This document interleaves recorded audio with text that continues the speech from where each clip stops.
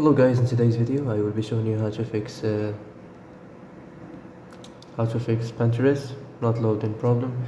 So the answer is easy, just go to the settings and then scroll down to the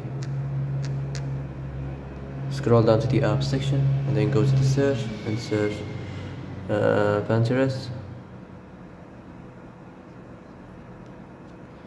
Then go to the storage and here you will find this create cache option. Click on it.